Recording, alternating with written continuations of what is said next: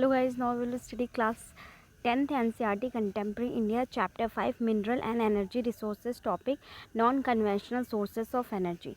Under the non-conventional sources of energy, we will study basically what are the non-conventional source of energy, okay, and what are the different types of non-conventional source of energy. So सबसे पहले हम यहाँ पे समझेंगे कि जो non-conventional होता है उसका मीनिंग क्या होता है. देखो non-conventional का मीनिंग होता है रिन्यूएबल.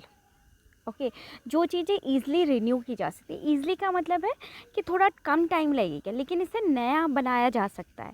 ठीक है, लेकिन अगर कन्वेंशनल होता तो मतलब वो होता है नॉन रिन्यूएबल, कि उसे जल्दी रिन्यू नहीं की जा सकती. Now the growing consumption of energy has resulted in the country becoming increasingly dependent on the fossil fuels such as coal, oil and gas. ठीक है, जो एनर्जी का कंजप्शन है, ठीक है, उसकी वजह से क्या हुआ है कि जो फॉसिल फ्यूल्स है जैसे कोल, ऑयल और गैस, ठीक है, इसकी वजह से इनकी जो डिमांड है वो डे बाय डे इंक्रीज़ हो रही है. देखो सिंपल सी बात है कि पॉपुलेशन इंक्रीज़ हो रहा है तो उनको नीड्स तो होगी, एनर्जी की नीड्स तो होगी, लाइट की ज़रूरत होगी, डीजल की ज़रूरत होगी, ठीक है, गैस की ज़रूरत होगी, सारी चीज़ की होगी. तो बेसिकली ये जो बेसिक रिक्वायरमेंट की चीज़ें आती हैं जैसे एनर्जी हो गया, गैस हो गया, ठीक है, डीजल्स हो गया, पेट्रोलियम हो गया, ये सब बेसिकली कहाँ से मिलते हैं? कोल एक सोर्स है एनर्जी का. ठीक है, अगर हम देखें तो सबसे ज़्यादा जो एनर्जी प्रोड्यूस की जाती है थर्मल पावर प्लांट से की जाती है और कोल उसका सबसे बड़ा सोर्स है. तो ऑब्वियसली इसकी क्या होगी? डिमांड इंक्रीज होगी. Rising prices of oil and gas and their potential shortages have raised uncertainties about the security of energy supply in future, which in turn has serious repercussion on the growth of national economy. देखो बोला जाता है कि ये जो oil और gas की इनकी जो प्राइसेस है बेसिकली इनके राइज़ होने से क्या है कि इसकी जो पोटेंशियल है वो बेसिकली क्या हो रही है? शॉर्टेज हो रही है. इनकी पोटेंशियल की शॉर्टेज होने की वजह से क्या हुआ कि बहुत सारी ऐसी सिचुएशंस राइज हो गई हैं. ठीक है, ऐसी सिचुएशन रेज हो गई, अनसर्टेनिटी सिचुएशन हो गई है जिसमें ये सिक्योर करना कि हमारी जो एनर्जी की डिमांड जो फ्यूचर में वो कैसे मीट कर दी जाएगी वो सर्टन करना बहुत डिफ़िकल्ट हो गया है.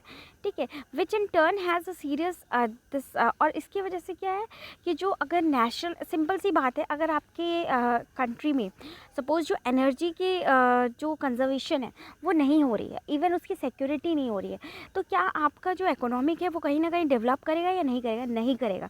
तो इसकी वजह से जो नेशनल इकोनॉमिक ग्रोथ है वो उसमें प्रॉब्लम हो रही है. Moreover, increasing use of fossil fuels also causes serious environmental problems. और fossil fuel की यूज़ होने से बहुत से environmental problems होने लगे हैं. ठीक है, hence there is a pressing need to the use renewable energy sources like solar energy, wind, tide, biomass and energy from waste material. और इसकी वजह से क्या है कि बहुत ज़्यादा एनर्जी की यूज़ होगी, जो रिन्यूएबल एनर्जी है उसकी वजह से उसको उसकी तरफ हमने इंक्लाइन किया. देखो जनरली क्या हो रहा था कि हमारे जो यूथ थी वो नॉन रिन्यूएबल जो सोर्सेज थे एनर्जी के उनको हम यूज़ कर रहे थे. ठीक है, लेकिन डे बाय डे क्या हुआ कि इनकी डिक्लिनेशन होने की वजह हम रिन्यूएबल रिसोर्सेज में टर्न हो गए. इंक्लाइन किधर हो गया? रिन्यूएबल से. ज़्यादा जगह पे अब क्या यूज़ होता है? Renewable resources. रिन्यूएबल रिसोर्सेज कौन से होते हैं? जिन्हें जल्दी यूज़ कर दे. जैसे यहाँ पे कुछ एग्जांपल है रिन्यूएबल रिसोर्सेज के, just like solar energy, wind energy, tide energy, biomass energy and waste energy from waste material. ये कैसे एनर्जी है? ये नॉन कन्वेंशनल एनर्जी सोर्सेज है. बेसिकली इन्हें क्या किया जा सकता है? ईजिली रिन्यू किया जा सकता है. ठीक है, now just a minute, yeah. India is blessed with an abundance of sunlight, water, wind and biomass. अब वो देखा जाए तो कि इंडिया क्या है, इंडिया के पास एक तरह से नेचर नहीं, इंडिया को बहुत सारी चीज़ें हैं जैसे सनलाइट, वाटर, विंड, बायोमास, ये सब इतनी ज़्यादा इंडिया में पाई जाती है कि इंडिया में नॉन कन्वेंशनल एनर्जी सोर्सेज की प्रॉब्लम नहीं होती. It has largest programmes for development of this renewable energy resources. और इंडिया में जनरली बहुत ज़्यादा गवर्नमेंट की तरफ से प्रोग्राम स्कीम लॉन्च की गई है ताकि जो रिन्यूएबल एनर्जी रिसोर्सेज हैं उसके यूज़ को हम डेवलप कर सकें. ठीक है, नाउ न्यूक्लियर और एटॉमिक एनर्जी. सबसे पहले हम बात करते हैं न्यूक्लियर और एटॉमिक एनर्जी की. It is obtained by alternating the structure of atoms. When such an alteration is made, much energy is released in form of heat. This is used to generating electric power. देखो basically जो nuclear और atomic energy होती है उसमें क्या होते हैं कि जो एटम का स्ट्रक्चर होता है, ठीक है, उसको अल्टर करते हैं। जैसे अगर मैं बताती हूँ कि जो एटम है, ठीक है, अगर बेसिकली यूरेनियम यूज़ होता है, ठीक है, यूरेनियम को जो एटॉमिक मॉलिक्यूल नंबर होता है 335 आई गेस, ठीक है, ये होता है। तो वो बेसिकली उसको अलग ही अलग पार्ट में डिफ्यूज़ करते हैं, अलग अलग उसके बाद में यहाँ पे फ्यूज़न होता है, ठीक है। तो जब ये फ्यूज़न होता है तो बहुत ज़्यादा हीट एनर्जी निकलती है, और जब हीट रिलीज़ होती है तो उसको इलेक्ट्रिक जनरेशन में यूज़ किया जाता है। Now uranium thorium which are available in Jharkhand and Aravalli ranges of Rajasthan are used for generating atomic और nuclear power। जैसे यूरेनियम हो गया, थोरियम हो गया, ये जो अवेलेबल है झारखंड में, अरावली रेंजेस में, राजस्थान के, इसको यूज़ किया जाता है एटॉमिक और न्यूक्लियर पावर जनरेट करने के। The monazite Sands of Kerala is also rich in thorium. जो मोनाजाइट सैंड्स है केरला का, वो भी थोरियम वहाँ पे बहुत ज़्यादा पाया जाता है। और बेसिकली यूरेनियम थोरियम का यूज़ किया जाता है न्यूक्लियर और एटॉमिक एनर्जी जनरेट के। अब देखो यहाँ पे क्वेश्चन आना चाहिए आपके माइंड में कि न्यूक्लियर एनर्जी और एटॉमिक एनर्जी जो है ये भी हमारा नॉन रिन्यूएबल है, मतलब कन्वेंशनल रिसोर्सेस एनर्जी के, ठीक है। लेकिन ये क्या होते हैं कि एक तरह से नॉन कन्वेंशनल वे में यूज़ किया जाता है, क्यों? क्योंकि उसको ईजिली रिन्यू किया जा सकता है। Now moving to the next non conventional energy resources, that is a solar energy. अब देखो हम सोलर एनर्जी के बारे में पढ़ेंगे। India is a tropical country, it has enormous possibilities of tapping solar energy, ठीक है। इंडिया जो है, बेसिकली इंडिया का जो लोकेशन है वो एक ट्रॉपिकल प्लेस पे लोकेटेड है। अगर हम बात करें ओवरऑल जोग्राफिकल लोकेशन की, जस्ट अ मिनट, ओके, तो ये ग्लोब है पूरा, और India is located somewhere here, ठीक है। और आपको पता है कि यहाँ से ट्रॉपिक ऑफ कैंसर पास होता है, तो इंडिया का जो लोकेशन है वो एक ट्रॉपिकल एरिया में, तो जो सन की लाइट होती है वो ट्रॉपिकल एरिया में सबसे ज़्यादा पड़ती है। Now photovoltaic technology convert sunlight directly into electricity. जो फोटोवोल्टिक टेक्नोलॉजी होती है, ठीक है, जो क्या करती है, सन को एब्जॉर्ब करती है, सन रेज को, और वो कन्वर्ट करती है सनलाइट को डायरेक्टली इलेक्ट्रिसिटी में। Solar energy is the fast becoming popular in rural and remote area. जो सोलर एनर्जी होती है ये बेसिकली बहुत ज़्यादा पॉपुलर है और बहुत ज़्यादा यूज़ की जाती है, ठीक है, रूरल और रिमोट एरियाज़ में। Some big solar power plants are being established in different parts of India which will minimize the dependence of rural household on firewood and dung cakes, ठीक है। क्या बोल रहा है कि कुछ बड़े पावर प्लांट्स हैं, ठीक है, सोलर पावर प्लांट्स है, जो कि बेसिकली अलग अलग पार्ट में इंडिया के इस्टेब्लिश किए गए हैं। और उसका बेसिकली यूज़ ये इसका बेसिकली मोटिव ये है कि वो जो रूरल हाउस होल्ड में फायर, काउ डंग्स, ठीक है, डंग केक्स यूज़ किए जाते हैं, ठीक है, वो रिड्यूस करें। जैसे कि आपने देखा होगा कि when we move to the villages area, ठीक है, here most of the peoples are dependent for their cooking. किस चीज़ के लिए? वुड को फायर करते हैं, ठीक है, वुड को जलाते हैं, या जो डंग केक्स होते हैं, ठीक है, उनको यूज़ करते हैं, ग्रासेस, जो सूखे ग्रासेस होते हैं उनको यूज़ करते हैं।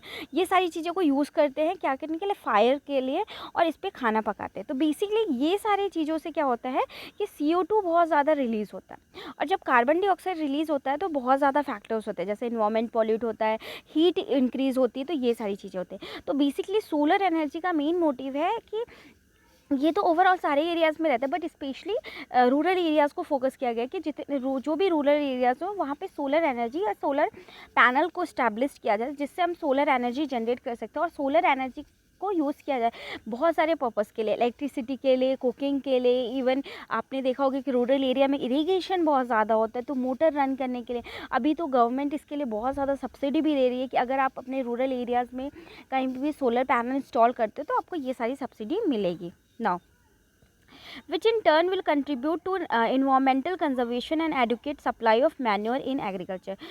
जो क्या करेगा कि कंट्रीब्यूट करेगा, ठीक है, इन्वामेंटल कंजर्वेशन में, मतलब बेसिकली ये इन्वामेंट को कंजर्व करेगा और बहुत ज़्यादा मैन्यूर भी सप्लाई करेगा एग्रीकल्चर में, ठीक है, सोलर एनर्जी। मतलब इसके एडवांटेजेस क्या है? एक तो ये इन्वामेंट को प्रोटेक्ट कर रहा है, कंजर्व कर रहा है, दूसरा मैन्योर भी सप्लाई कर रहा है। Now moving to the next one. Next is यहाँ पे देखो ये एक डायग्राम है, ठीक है, 15 CST something is written, actually I am not able to read it, it's not visible properly, ठीक है। Solar operated electronic milk testing equipment, यहाँ पे बेसिकली एक सोलर से मिल्क को टेस्ट किया जा रहा है, एक इक्विपमेंट बनाया गया है, ठीक है, इस्टेब्लिश किया गया है। विंड पावर, अब हम मूव करते हैं विंड पावर की तरफ। India has a great potential of wind power, India जो है उसके पास विंड पावर का बहुत ज़्यादा पोटेंशियल। ऑब्वियसली जो इंडिया का जोग्राफिकल लोकेशन है वो कहीं ना कहीं हिली रीजन में भी, हमारा अगर हम नॉर्थ एरिया की बात करें तो मोस्ट ऑफ द एरियाज जो है वो हिली रीजन में सिचुएटेड है, और हिली रीजन में एयर बहुत ज़्यादा पास होती है। The largest wind farm cluster is located in Tamil Nadu from Nagercoil in Madurai. अगर हम बात करें तो कि इंडिया का जो सबसे ज़्यादा विंड क्लस्टर है वो कहाँ पे लोकेटेड है, तमिलनाडु में, ठीक है, मदुरई में। Apart from this Andhra Pradesh, Karnataka, Gujarat, Kerala, Maharashtra, Lakshadweep have important wind farms. और इसके अलावा मदुरई के अलावा कुछ स्टेट्स हैं जैसे आंध्र प्रदेश, कर्नाटका, गुजरात, केरला, महाराष्ट्र, लक्षद्वीप, यहाँ पे बहुत ज़्यादा यहाँ पे भी बहुत ज़्यादा विंड पावर लोकेटेड है और फार्म्स हैं। Nagercoil and Jaisalmer are well known for effective use of wind energy in the country. जैसे कुछ है, नागरकोइल हो गया, जैसलमेर हो गया, ये सब ऐसे प्लेसेस हैं जो कि विंड एनर्जी सबसे ज़्यादा कंट्री में प्रोड्यूस करते हैं, और ये प्लेसेस पे, ठीक है। Now moving to the third one, biogas. Shrub farm waste, animal and human waste are used to produce biogas for domestic consumption in rural areas। ठीक है, जैसे अब बायोगैस की बात करते हैं, जैसे श्रब्स हो गया, ठीक है। श्रब बेसिकली क्या होता है, जो भी क्रॉप होते हैं, क्रॉप का जो भी वेस्ट प्रोडक्ट होता है, ठीक है, जैसे कि मान लो गेहूँ जो होते हैं, गेहूँ का जो नीचे वाला पोर्शन होता है अपार्ट फ्रॉम ऊपर, तो उसको जो उसको कई लोग फील्ड में भी छोड़ देते हैं, ठीक है, और कई लोग उसे उससे गेहूँ निकालने के बाद उसे अलग कर देते हैं। तो बेसिकली ये श्रब्स होते हैं। और जो फार्मिंग से वेस्ट प्रोडक्ट आते हैं, एनिमल से जो वेस्ट प्रोडक्ट आते हैं, ह्यूमन वेस्ट जो निकलते हैं, ह्यूमन वेस्ट मतलब सब्जियों के छिलके हो गए, ये सारी चीज़ें हो गई, तो इन सबको मिला के क्या प्रोड्यूस किया जाता है, बायोगैस। और बायोगैस का यूज़ किया जाता है डोमेस्टिक कंजप्शन के लिए। Decomposition of organic matter yields gas which has higher thermal efficiency in comparison to kerosene, dung cake and charcoal. देखो, जब हम इसको डिकम्पोज करते हैं, जो भी ऑर्गेनिक मैटर है, तो इससे क्या निकलता है, एक गैस निकलती है, और ये गैस जो है ये बहुत ज़्यादा एफिशिएंसी देती है, ठीक है, एज़ कम्पेयर टू अगर हम कैरोसिन, डंग केक को, चारकोल को कंपेयर करें तो इससे ज़्यादा या इसमें गैस निकलती है। Biogas plants are the setup at municipal, cooperative and individual level. जो बायोगैस प्लांट्स है वो बेसिकली म्यूनिसिपल, कोऑपरेटिव और इंडिविजुअल लेवल पे सेटअप की गई है। The plant using cattle dung are known as gobar gas plant in a rural India. जो plant use करते हैं कैटल डंग के लिए, उसका यूज़ किया जाता है गोबर गैस प्लांट के लिए रूरल इंडियाज़ में। This provide twin benefits to farmer in the form of energy, improved quality, manual, ठीक है। और ये बेसिकली क्या करता है, ये जो प्लांट्स हैं ये कैटल डंग को यूज़ करके, ठीक है, और इसकी बहुत सारी बेनिफिट्स है। जैसे पहली बेनिफिट्स हम करें कि ये फार्मर को क्या करता है, एक अच्छी एनर्जी प्रोवाइड करता है, और जो मैन्योर है, मैन्योर की क्वालिटी इम्प्रूव करता है। Biogas is by far the most efficient use of cattle dung. It improves the quality of manure and also prevents the loss of trees and manure due to burning of fuel, would and cow dung cakes. देखो generally क्या होता है कि biogas के बहुत सारे advantages हैं। पहला है कि ये बहुत ज़्यादा एफिशिएंट होता है, ठीक है, कैटल डंग के यूज़ करने से। और जो मैन्योर की क्वालिटी है, जो इससे जो वेस्ट मटेरियल निकलता है वो एक मैन्योर के फॉर्म में निकलता है, और जो मैन्योर होता है उसकी क्वालिटी बहुत अच्छी होती है।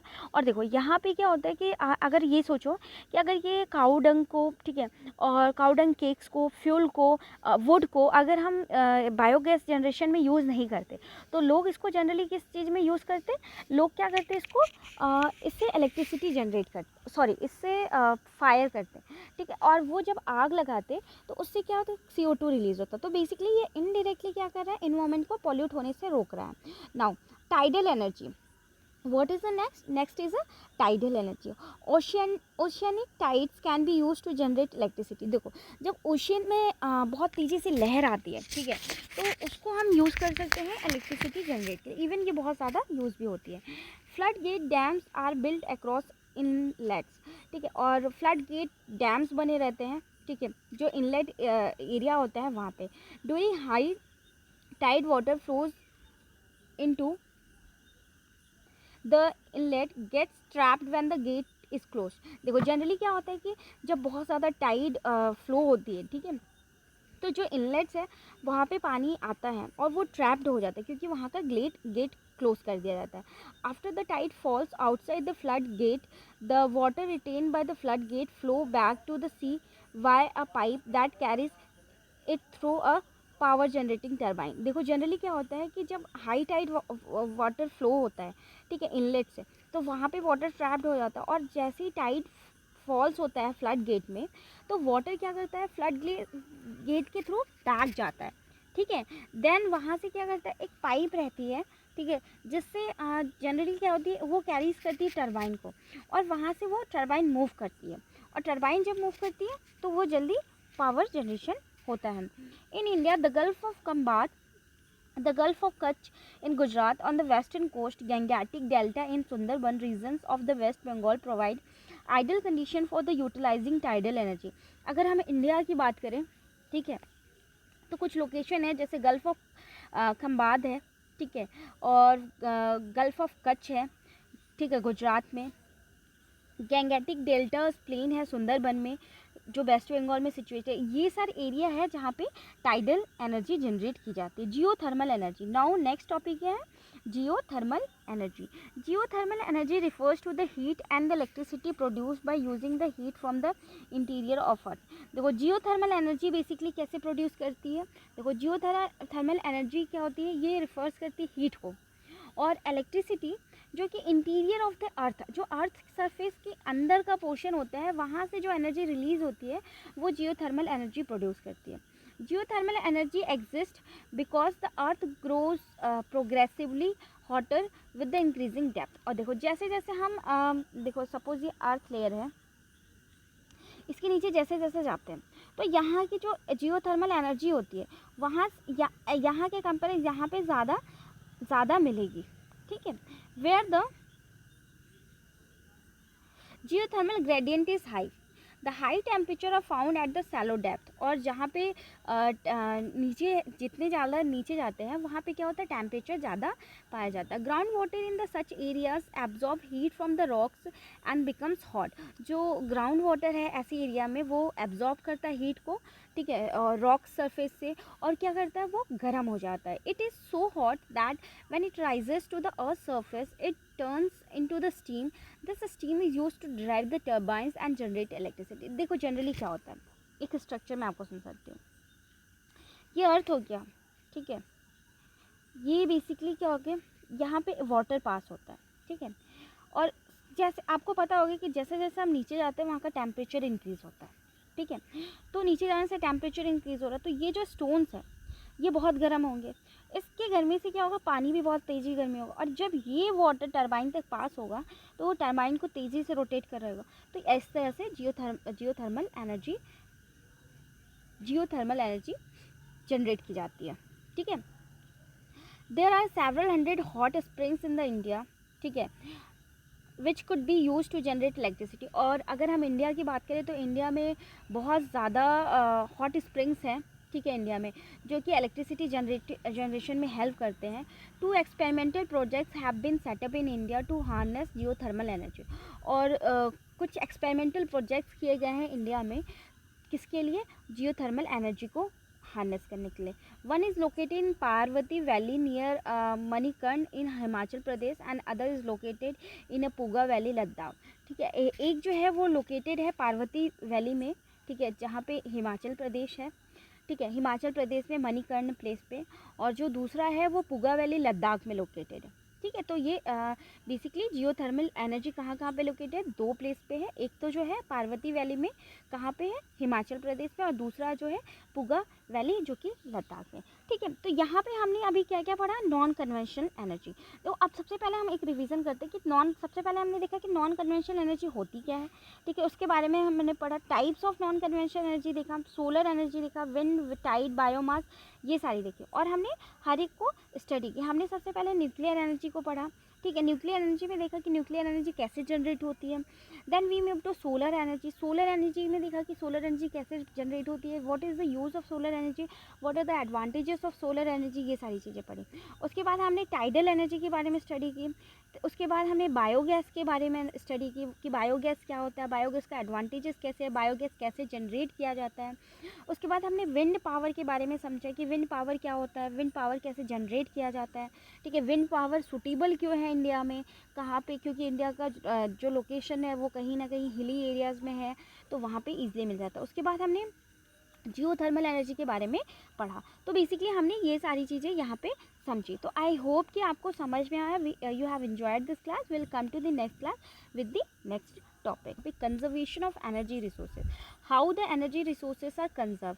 Energy is the basic requirement for economic development. जो एनर्जी है वो इकोनॉमिक को डेवलप करने के लिए एक बहुत ज़्यादा इंपॉर्टेंट चीज़ है, ठीक है। Every sector of national economic, agriculture, industry, transport, commercial and domestic needs inputs of energy, ठीक है। जो बहुत से सेक्टर हैं नेशनल, जैसे कि जो हमारे नेशनल इकोनॉमी के लिए बहुत ज़्यादा इंपॉर्टेंट है, जैसे एग्रीकल्चर हो गया, इंडस्ट्री हो गई, ट्रांसपोर्ट हो गया, कमर्शियल हो गया, डोमेस्टिक नीड्स इनपुट्स एनर्जी। ये सारी चीज़ें हमारे इकोनॉमिक ग्रोथ के लिए बहुत ज़्यादा इंपॉर्टेंट रखती है। The economic development plans implemented since independence necessarily required increasing amounts of energy to remain operational. जो अगर हम बात करें कि इकोनॉमिक डेवलपमेंट प्लान्स, जो इकोनॉमिक डेवलपमेंट प्लान्स किए गए थे इंडिया में वो इंडिपेंडेंस के बाद, उसने ये बोला कि जो एनर्जी रिक्वायर्ड है, ठीक है, इंडिया के लिए, उन्हें हमें ऑपरेशनल करना होगा। हमें उसे मतलब कि ज़्यादा से ज़्यादा हमें एनर्जी रिक्वायरमेंट को फुलफ़िल करनी है, क्योंकि डिमांड बढ़ रही है, ठीक है, पॉपुलेशन बढ़ रही है, तो हर एक चीज़ बढ़ रही है। As a result consumption of energy in all forms has been steadily rising all over the country. We all know कि जो एनर्जी कंजप्शन है वो बहुत ज़्यादा इंक्रीज़ हो रही है, ठीक है, और वो एक जगह पे नहीं, सारे कंट्री में इंक्रीज़ हो रही हैं। In this background there is an urgent need to develop a sustainable path of energy development, ठीक है। If we talk about the background, तो हमने इस चैप्टर में भी देखा है, बाकी के क्लास में भी समझा है कि जो भी एनर्जी है और कि एनर्जी डेवलपमेंट का मेन मोटिव क्या होना चाहिए, सस्टेनेबल पाथ। सस्टेनेबल डेवलपमेंट का मीनिंग आपको पता होगा कि to meet the demands of present without compromising to meet the demands of everyone without compromising the demands of present scenario and to conserve for the future generation, ठीक है। तो जो भी डेवलपमेंट हो, चाहे वो एनर्जी से रिलेटेड हो, किसी से भी, वो एक सस्टेनेबल पाथ को अडॉप्ट ज़रूर करना चाहिए। Promotion of energy conservation and increase use of renewable energy resources are the twin planks of sustainable energy. देखो, एनर्जी कंजर्वेशन को प्रमोट करना, ठीक है, रिन्यूएबल एनर्जी रिसोर्सेज को यूज़ करना, ये बेसिकली क्या है, सस्टेनेबल एनर्जी है, ठीक है, कि मतलब कि सस्टेनेबल फॉर्म ऑफ एनर्जी है, सस्टेनेबल डेवलपमेंट भी है, एक तरह से सस्टेनेबल एडॉप्टेशन है। India is presently one of the least energy efficient country in the world. अगर हम इंडिया के कंटेक्स्ट में बात करें तो इंडिया एक ऐसी कंट्री है जहाँ पे सबसे कम अभी एनर्जी प्रोड्यूस किया जाता है। We have to adopt a caution approach for the judicious use of our limited energy resources, और हमें कॉशनरी मेजर लेना पड़ेगा, हमें ऐसे अप्रोच अडॉप्ट करने पड़ेंगे ताकि हम जुडिशियस यूज़ करें एनर्जी रिसोर्सेज का। मतलब कि हम ऐसे यूज़ ना करें कि जो एनर्जी है वो वेस्ट हो, हम सिर्फ इतना यूज़ करें कि जितनी हमें ज़रूरत है। For example, as concern citizen we can do our bit by using public transport system instead of individual vehicles, switching off electricity when not in use, using power saving devices, using non conventional sources of energy। देखो, जैसे कि for example हो गया as concern citizen, ठीक है, जैसे अगर हम एक कंसर्न सिटीज़न मतलब हर इंसान को, इवन अगर कोई चाइल्ड है उसे भी हमें इलेक्ट्रिसिटी का, उसे भी हमें एनर्जी का यूज़ बताना चाहिए, उसकी वैल्यू बताना चाहिए कि हमारी लाइफ में एनर्जी की वैल्यूज़ क्या है, क्या इसकी इंपॉर्टेंस है, हमें क्यों इसे सेव करके रखना चाहिए, ठीक है। जैसे कि अगर हम पब्लिक ट्रांसपोर्ट में जाते हैं तो वहाँ के स्विच को बंद कर दे, अपने घर के स्विच को बंद कर सकते हैं, ठीक है, और कहीं भी पावर वेस्ट हो रहा है, ठीक है, तो उसे हम बंद कर दे, और हम ट्राई करें कि ज़्यादा से ज़्यादा हम non conventional source of energy को अडॉप्ट करें, ठीक है। और आफ्टर ऑल जो एनर्जी है वो हमें energy saved is energy produce, अगर हम एनर्जी सेव करेंगे तभी एनर्जी प्रोड्यूस होगी। तो बेसिकली ये सारी चीज़ें हमें एक्सेप्ट करना चाहिए। तो कंजर्वेशन ऑफ एनर्जी रिसोर्सेज का मतलब है कि जैसे कि हम सब जानते हैं कि पॉपुलेशन बहुत ज़्यादा बढ़ रही है, डिमांड इंक्रीज़ हो रही है, लेकिन जो प्रोडक्शन रेट है वो भी सेम है। इवन जो रॉ मटेरियल, जो रिसोर्सेज हैं जिससे एनर्जी प्रोड्यूस कर रहे हैं वो भी सेम है। और हमें पता है कि ज़्यादा से ज़्यादा जो एनर्जी होती है वो प्रोड्यूस होती है नॉन रिन्यूएबल रिसोर्सेज से। तो हमें क्या करना चाहिए यहाँ पे, पहली बात तो हमें कंजर्व करना चाहिए, जुडिशियस यूज़ करना चाहिए, सस्टेनेबल यूज़ करना चाहिए, ताकि हम फ्यूचर की नीड्स को मीट कर सकें। और सेकेंडरी है कि हमें इंक्लाइन होना चाहिए किसके तरफ, कि हम ज़्यादा से ज़्यादा क्या यूज़ कर सकें, रिन्यूएबल रिसोर्सेज ऑफ एनर्जी को, जैसे solar gas, biogas, geothermal energy, ऐसे फॉर्म्स ऑफ एनर्जी को यूज़ कर सके, ताकि हमारे आने वाले फ्यूचर टाइम में भी इसकी शॉर्टेजेस ना हो। और इसकी सबसे पहली बात इंपॉर्टेंट ये है कि जो हमारा जनरेशन आ रहा है, जो हमारी यंग जनरेशन है, जो हमारे चाइल्ड है, उन्हें हमें एक चीज़ें समझा देनी चाहिए कि जो हमारे यूज़ है एनर्जी का, उस एनर्जी को हमें जुडिशली यूज़ करना है, सस्टेनेबली यूज़ करना है, ताकि हम इसके डिमांड्स को मीट कर सके। ऐसा नहीं कि जो हमारी आने वाली जनरेशन है उसे पता भी ना हो कि एनर्जी क्या होती है। सी बिकॉज जिस रेट से हम यूज़ कर रहे हैं, जिस रेट से, वो टाइम ज़्यादा नहीं है, ठीक है। तो basically here means there is a very need, urgent need to conserve the energy resources. Okay, so I hope you have enjoyed this class and you have understand it well. We'll come to the next class with the next topic.